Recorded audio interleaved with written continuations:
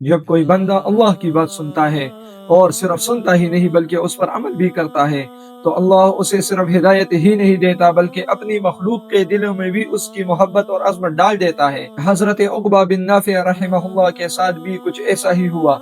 جب حضرت کو افریقہ کی طرف بھیجا گیا تو انہوں نے اپنے لشکر کے لیے کیروان کے مقام پر ایک نئی بستی بسانے کا ارادہ کیا، لیکن وہ پورا علاقہ گھنا جنگل تھا جہاں درندے، سانپ اور مختلف زہریلے جانور رہتے تھے۔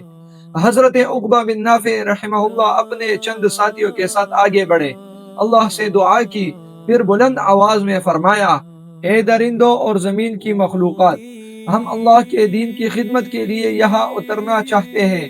تم اس جگہ کو چھوڑ دو، اگر اس کے بعد کوئی نظر آیا تو اسے مار دیا جائے گا۔ روایات میں آتا ہے کہ ان کے الفاظ کے بعد درندے، سانپ اور دوسرے جانور اس جنگل سے نکل گئے اور پھر مسلمانوں نے وہاں کیروان کو آباد کیا۔ ذرا غور کیجئے، آخر اللہ نے انہیں یہ مقام کیوں دیا؟ قرآن اس کا جواب دیتا ہے۔ اللہ رب العزت فرماتے ہیں: الذین یستمعون القول فیتبعون احسنہ اولئک الذین ھداھم اللہ واولئک ھم اولو الالباب۔ خوشخبری دی دیجئے میرے ان بندوں کو جو بات کو غور سے سنتے ہیں پھر اس میں سے بہترین بات کی پیروی کرتے ہیں، یہی لوگ ہیں جنہیں اللہ نے ہدایت دی ہے اور یہی اصل عقل مند ہے۔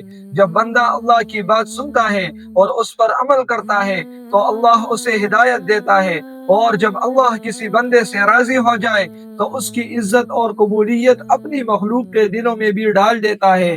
آج ایک فیصلہ کیجئے کہ روز قرآن کی کم از کم ایک بات ضرور سیکھیں گے اور اس پر عمل کرنے کی کوشش کریں گے۔ اگر یہ پیغام دل تک پہنچا ہو تو اسے ضرور دوسروں تک پہنچائے، ہو سکتا ہے اللہ اسے ایک شعر کی وجہ سے کسی کی ہدایت کا ذریعہ بنا دے۔